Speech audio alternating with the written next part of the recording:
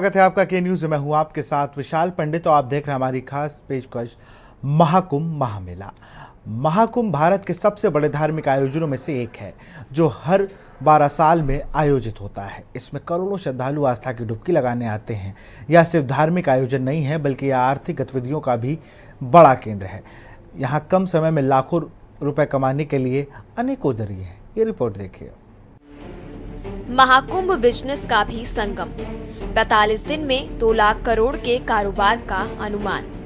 आवास और पर्यटन, स्थानीय होटलों, धर्मशालाओं और अस्थायी ठहराव की व्यवस्था से 40,000 करोड़। भोजन और पेय पदार्थ, पैक खाद्य सामग्री, पानी, बिस्किट, जूस और भोजन पर 20,000 करोड़। पूजा सामग्री और प्रसाद 20,000 करोड़ का व्यापार होने की उम्मीद। परिवहन और लॉजिस्टिक्स 10,000 करोड़ का व्यापार। पर्यटन सेवाएं, टूर गाइड, ट्रैवल पैकेज और पर्यटक सेवाओं से 10,000 करोड़। हस्तशिल्प और स्मृति चिन्ह 5,000 करोड़। स्वास्थ्य और चिकित्सा सेवाएं 3,000 करोड़ का व्यापार। IT और डिजिटल सेवाएं 1,000 करोड़ का व्यापार। मनोरंजन और मीडिया 10,000 करोड़ का व्यापार। प्रयागराज महाकुंभ में भव्य आयोजन के तले व्यापार भी तगड़ा हो रहा है। बता दें कि महाकुंभ एक बड़ा बाजार बन गया है। इस महाकुंभ का बजट 9,990 करोड़ है। ऐसे में यह अनुमान लगाया जा रहा है कि इस मेले में 25,000 करोड़ का कारोबार हो सकता है। इसके परिणाम स्वरूप 2 ट्रिलियन रुपए का आर्थिक लाभ हो सकता है। इस आयोजन से स्थानीय स्वयं सहायता समूहों, कारीगरों, होटलों व्यवसायियों, रेस्तरां संचालकों और खाद्य विक्रेताओं को भी बम्पर कमाई होने का अनुमान लगाया जा रहा है। बता दें कि महाकुंभ पर उत्तर प्रदेश सरकार और केंद्र सरकार ने करीब 6,900 करोड़ रुपए खर्च किए हैं। इसमें 539 प्रोजेक्ट का काम किया गया है। बता दें कि पिछले कुंभ मेला 2019 के मुकाबले ये बजट काफी ज्यादा है। इसमें 3,700 करोड़ रुपए की लागत वाली 700 प्रोजेक्ट थी। अधिकारियों के मुताबिक इस मेले से राज्य की अर्थव्यवस्थाएं पर 2 लाख करोड़ रुपए का प्रभाव पड़ेगा। आपको बता दें कि हाल ही में महाकुंभ में बसंत पंचमी के अमृत स्नान से एक तस्वीर सामने आई। ये तस्वीर थी साड़ी पहनकर स्नान करती हुई एक जटाधारी की। डुबकी लगाने के बाद बालों को हवा में लहराते हुए इस तस्वीर को देख लोगों ने कहा शिव जैसी जटाएं हैं, तो किसी ने कहा मां काली जैसी। बता दें कि इसका नायक और न्यायिका दोनों एक ही शख्स है, जिसका नाम है एलिजाबाई राठौर। इंदौर की एलिजाबाई देश की पहली ऐसी किन्नर है जो पेशेवर डेडलॉक आर्टिस्ट है। संगम नगरी में उनका जटा पार्लर है, जहां अब तक अनगिनत साधु संत अपनी जटा संवार चुके हैं। इसके अलावा कई युवाओं ने आर्टिफिशियल जटाएं भी यहां धारण की हैं। एलिजाबाई बताती हैं कि तमाम चर्चित चेहरों ने आर्टिफिशियल जटाएं लगवाई हैं। आर्टिफिशियल जटा लगवाने के लिए यूथ सबसे ज्यादा आ रहे हैं। कौन है जटा पार्लर संचालिका एलिजाबाई? किन्नर अखाड़े से जुड़ी महामंडलेश्वर बनाई गई। महाकुंभ से पहले वो किन्नर अखाड़े से जुड़ी। खुद का पिंडदान समेत कई कर्मकांड करने के बाद एलिजाबाई को नया नाम स्वामी सती नंदगिरी मिला। यूपी के जौनपुर की मूल निवासी एलिजा मायानगरी मुंबई से पढ़ी है। मुंबई में एक मल्टीनेशनल कंपनी में काम किया। उनके पिता मिडिल क्लास व्यापारी और मां हाउसवाइफ हैं। 8,000 से 1.65 लाख रुपए तक का पैकेज।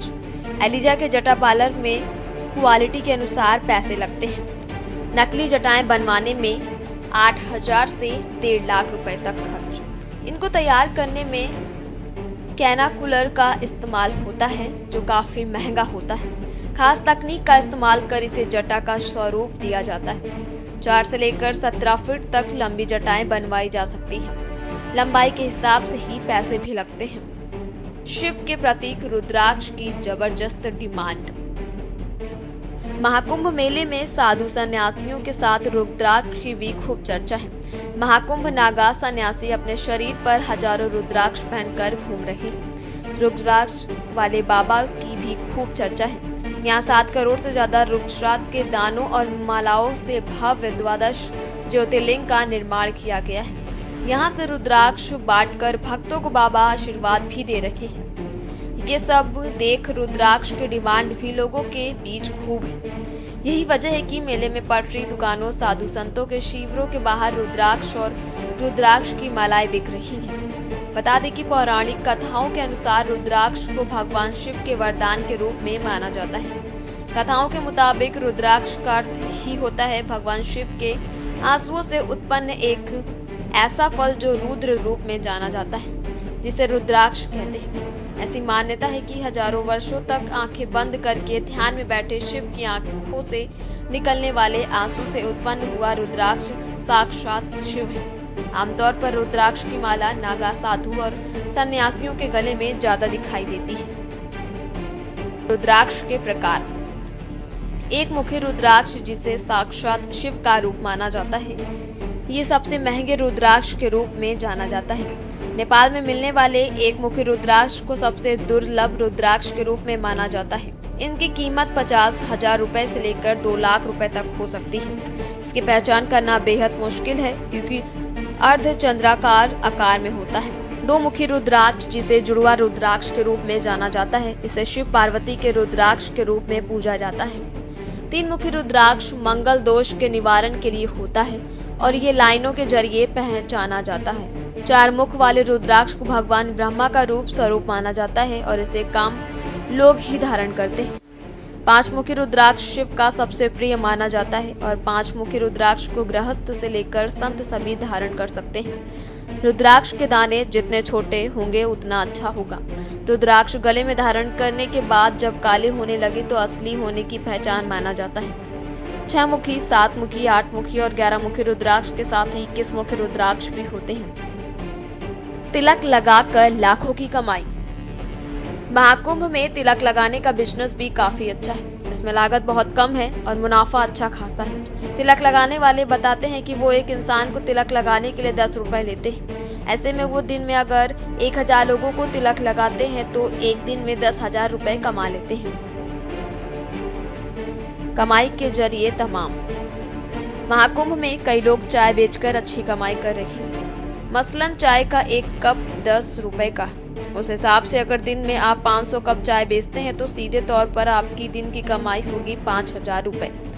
महाकुंभ में कई दुकानदार करोड़ों की भीड़ को साफ सुथरी भेल या चाट खिलाकर लाखों की कमाई कर रही हैं। आमतौर पर चाट 30 रुपए की मिलती है। दिन भर में अगर 1000 लोग चाट या भेल खाते हैं तो एक दिन में 30,000 रुपए की कमाई हो जाती है। ऐसी मान्यता है कि महाकुंभ में शुभ चीजों को घर लाने से घर और परिवार में सदैव सुख शांति बनी रहती है और इसके साथ ही सभी तरह की समस्या से छुटकारा भी मिलता है। मान्यता के मुताबिक यदि आप उस चीज को अपने घर लाते हैं तो इसके आपके जीवन में सफलता के मार्ग खुलेंगे। घर में खुशहाली का माहौल रहेगा। बताया जाता है कि प्रयागराज से मिट्टी लाना बेहद शुभ माना जाता है। ऐसी मान्यता है कि महाकुंभ की मिट्टी लाने से इंसान को सभी ग्रह दोष से छुटकारा मिलता है। इसके अलावा प्रयागराज में गंगा, यमुना और सरस्वती का मिलन होता है, जिस वजह से इसे त्रिवेणी संगम के नाम से भी जाना जाता है। महाकुंभ में संगम घाट पर स्नान करने के बाद त्रिवेणी का जल अपने घर लेकर आएं। दरअसल त्रिवेणी का जल घर लाने से खुशियों का आगमन होता है। इसके साथ ही महाकुंभ के पूजा से फूलों को भी घर लाना बेहद शुभ माना जाता है। ऐसा कहा जाता है कि महाकुंभ की पूजा के फूलों को घर पर लाने से परिवार में सुख शांति हमेशा बनी रहती है और जीवन में आ रहे दुख और संकट दूर होते हैं। घर में खुशहाली या समृद्धि चाहते हैं तो आप ऐसी पवित्र जगह से ही शिवलिंग या पारस पत्थर लाकर उसे घर के मंदिर में स्थापित कर उसकी पूजा करें। कुछ जगहों पर देवी देवताओं की कृपा बरसती है। स्पेशल डेस्क के न्यूज़ इंडिया।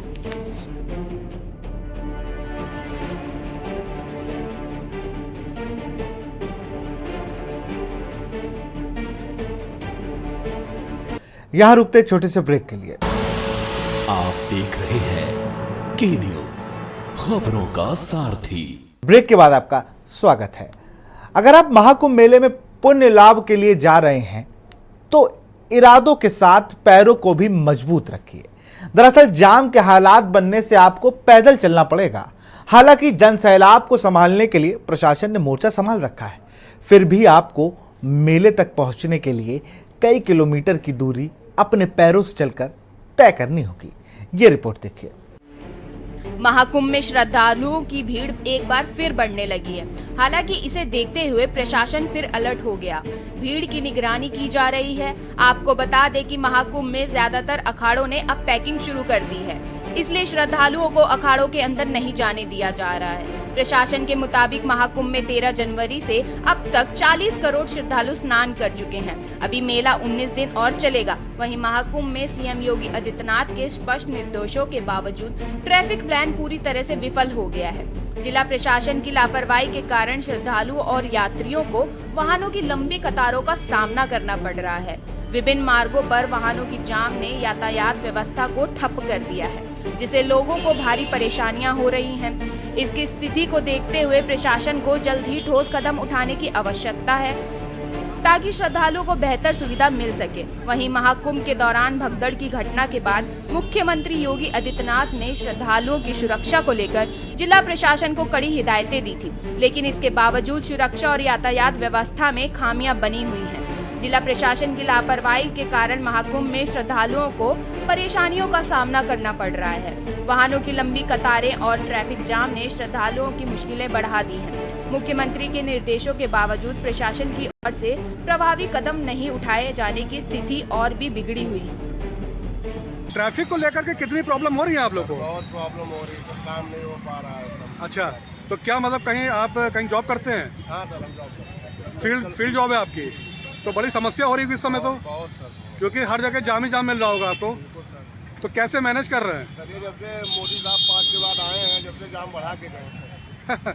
तो मतलब ये जो मतलब आपको लग रहा है जो श्रद्धालु बराबर आ रहे हैं और बराबर आ रहे हैं। आस्था में कोई कमी नहीं आई है लोगों की, नहीं सर, लेकिन सिटी जो जाम से जूझ रहा है पूरी तरीके से, बिल्कुल सर, जूझ तो रहा है। तो कैसे इसको मैनेज करेंगे फिर? सर अभी ट्रैफिक बहुत ज़्यादा हो गया है। बहुत ज़्यादा हो गया है पूरे शहर ही में। एक तरीके से मेला क्षेत्र से लेकर के पूरे शहर में जाम लग रहे हैं, उसको लेकर के काफ़ी परेशानी आम जन को हो रही है।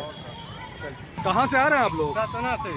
तो संगम नहाने जा रहे हैं, तो जो ट्रैफिक है इससे कितनी समस्या हो रही है आप लोग को? समस्या बहुत हो रही साहब, आराम कर रहे हैं। क्या किलोमीटर चल के आ रहे हैं आप लोग? और यहाँ से तो 5 किलोमीटर। 5 किलोमीटर। तो ट्रैफिक से बहुत तकलीफ हो रही है, परेशानी हो रही है? नहीं, कोई तकलीफ नहीं। लाइक पूरे जो शहर में जाम है उसको लेकर के क्या कहना चाहेंगे आप? नहीं, तो हम यही कह रहे हैं कि अच्छी सुरक्षा चल रही है। बहुत खुशी हमको इस कुंभ मेला में आने की। आप कहाँ से आ रहे हैं? तीनों जो हैं। तो ये जो कितना किलोमीटर चलना पड़ रहा है आप लोग को? अभी 1 किलोमीटर चले हैं, बाकी ऑटो से आए। ऑटो से आए। तो ट्रैफिक जाम में इससे कुछ समस्या का सामना करना पड़ रहा है?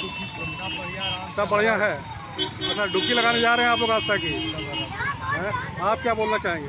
ठीक है, अपने से तो आए।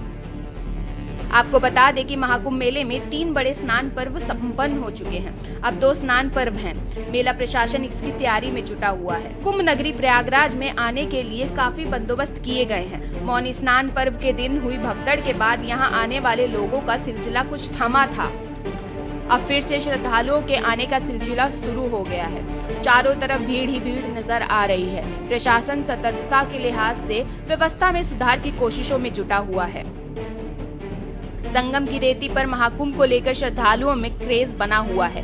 देश में अलग अलग कोने से श्रद्धालु मेले क्षेत्र में पहुंच रहे हैं। हालांकि अलग अलग रूटों पर बसों का इंतजाम किया गया है। यहां अलग अलग जगह पर पार्किंग में गाड़ियों को खड़ा किया गया है। दिल्ली, आगरा, मेरठ, कानपुर, फतेहपुर, कौशाम्बी रूट से आने वाले लोगों के लिए नेहरू पार्क पार्किंग स्थल बनाया गया है। श्रद्धालु ट्रेन और अपने अपने वाहनों से प्रयागराज पहुंच रहे हैं, लिहाजा रेलवे में भीड़ की वजह से बदलाव किया गया है। स्पेशल डेस्क के न्यूज इंडिया। महाकुंभ महामेला में फिलहाल इतना ही। देखते रहिए के न्यूज इंडिया। नमस्कार। आप देख रहे हैं के न्यूज, खबरों का सारथी।